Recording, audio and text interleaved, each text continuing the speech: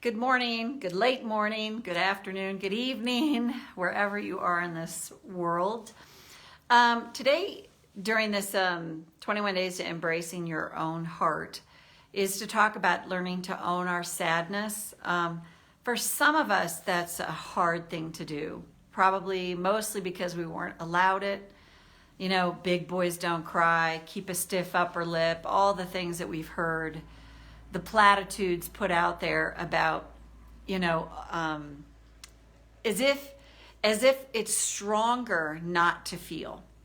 And I've even heard people say that I'm so strong, like I just don't even let the emotions get to me, or I don't let myself feel it. I remember a friend one time saying that her husband realized how strong she was because she didn't cry a tear when her dad died. And that's this misperception that we've all learned to have around sadness and any kind of emotion. Like, that's not okay. It's not okay to be sad. It's not okay to be heartbroken. So if that's something that you struggle with allowing yourself, this video is for you. So think about that. I got to keep the stiff upper lip. So answer, just see what pops in your head. You want to just, what pops in your head as soon as you start to think, you've gone into the rational mind. But it's, I can't allow myself my sadness because. And if anything just pops in your head, that's the subconscious coming through. If you end up going into thinking about it, then that's the rational mind trying to come up with it. You might not get anything, and that's fine too. And again, as I said on the video last night, if I had to guess, I can't allow myself to feel sadness because why? I can't allow myself to own my heartbreak because why? And just notice what comes. And if nothing comes, don't worry about it. It'll come when it's ready. I am a firm believer that the brain actually really protects us, and it only allows us to see what we're ready to see. The problem is then the rational mind takes over. You know, the bully in your brain can take over and just start feeding you all kinds of stuff that is realistically non-truths, but we've all learned to believe, oh my God, that's true of me, or I shouldn't feel that way. When you hear the should voice, the should have voice, couldn't, can't, all those voices, that's a very good indicator that the bully in your brain is running your show. So let's tap. Karate chop. Even though sadness is hard for me, it's hard to allow myself my sadness. I choose to acknowledge I feel this way now. Even though sadness is hard for me, it's not something I'm comfortable feeling. Maybe I think I shouldn't feel it.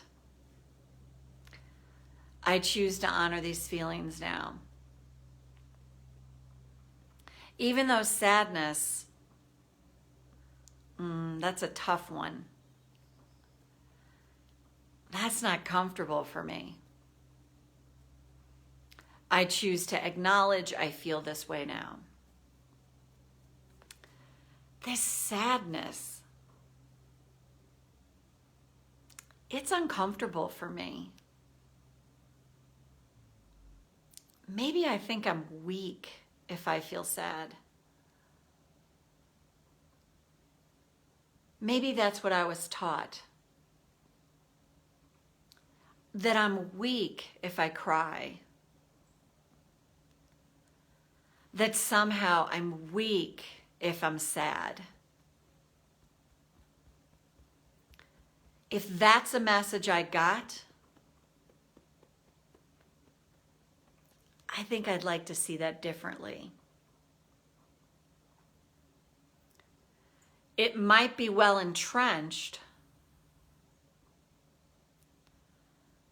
but if I really tune into this, feeling the depths of sadness, that takes a ton of courage. That's not an easy thing. So what if I can just honor as best as I can right now that I have a part of me that's heartbroken,